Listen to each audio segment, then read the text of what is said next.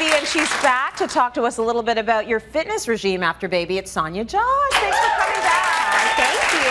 She is so gorgeous, almost 4 months old. Aria, we've got some gorgeous shots of you and her together, and I know it's been the experience. We were talking about it backstage. Yep. We are going to put our chat, and I hope you don't mind this. Let's record it. Let's give a few of the moms out there a taste of what it's really like. People need to know what it's really like. They need to know. We'll put it online, cityline.ca. So we'll chat after this segment again. But take a look at her baby. We've got gorgeous pictures. That's right in the hospital. I'm not sure I looked that good after pushing a human out. Waterproof eyeliner. Okay, very good tip. Oh, and what a cutie. They're fast asleep, so I hear there's not a lot of that going on. No, and there she is. For 20 minutes at a time. 20 minutes at a time. Yeah. That's the truth, girl. And now trying to get out again and be active with your baby. Yes. So this is sort of the situation so many moms are in. First of all, ignore social media, because you're going to see supermodels having a baby and then being in their skinny jeans the next day. Absolutely. Don't let that be your yardstick. Exactly. You've got to ramp it up in a very simple, easy way. Absolutely, and you need to take it at your own pace. Everybody's body is different and everybody's baby is different. Right. And I know I found myself panicking when at 4 weeks my baby wasn't sleeping through the night, wasn't napping during the day, and I wasn't able to get in a workout as a fitness expert. Right. You know, all of a sudden I was like, but then everything's falling apart. Yeah. And I realized that, you know what, it's just not realistic for me, and that's okay. There are other things that I can do in the meantime to start to bounce back slowly and safely. Yeah, because it might take you 4, 14, 25, or 60 years to lose that baby weight. Just give your body the time it needs. Give your body the time it needs. We're all different. Okay, exactly. so you decided when you can get a little bit of time to focus on fitness.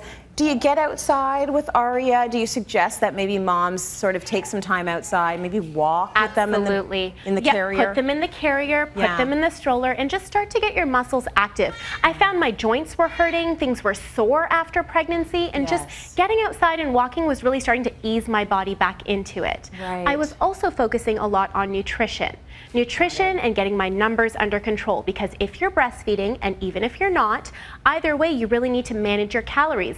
Pregnancy's over, we're not indulging anymore, but we also need to keep our caloric intake up, because if you're breastfeeding, you need an extra 500 calories to support that intake for the baby. But suddenly 500 calories can turn into 1,000 calories, and now you're packing on the pounds again. Right. So getting a handle on good nutrition and managing those calories is equally as important as starting to get outside and get active. Good tip. I added a 0 onto that 500 with mine. It's like I felt like I needed a little extra. Need a little something. Just a bag of croissants. Exactly. So let's talk about some easy exercises that you might want to start doing if you're feeling okay, if you've had that nap, and you feel like, oh my gosh, I can have a little bit of extra energy right now.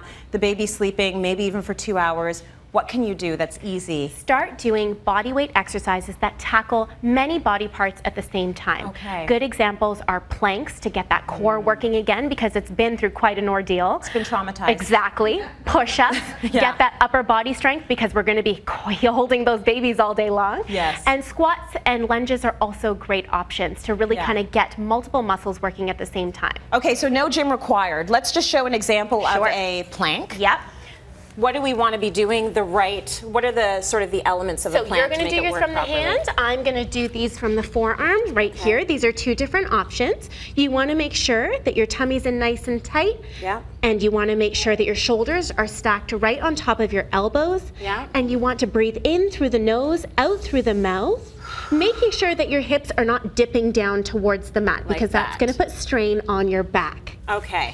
So now that you're in this position, I guess you can start some upper body work as well. Absolutely. So push-ups, you know, are not really for the faint of heart, but what a great body weight exercise to do if you're just reintroducing yourself into the fitness world. Great for the triceps, great for the chest, great for the shoulders, and great for the core. And this is a perfect example of a push-up. My God, she's strong. Lovely. And in heels, too. My goodness. Excellent, excellent. Okay, so we've started doing little fitness exercises. If you feel like, you know what, I've got the energy, I got 5 hours of sleep last night. Yes. how can we ramp it up a little bit? So it's a good idea to incorporate circuit style training. Okay. Put the timer on and do as many repetitions as you can for something like 30 to 45 seconds. Right. Take a brief break, 15 to 30 seconds, and go at it again. Do this good stuff. 8 to 10 times. You'll really start to feel a sweat. You'll start to feel a burn. And again, because we're tackling multiple muscle groups, we're really going to be working the entire body as fast as we can. The best thing about it, no gym required. No gym required. Do it in your living room while the baby's in the swing, right? Exactly. Good stuff. I'm so happy for you. Put it here. Thank you so much.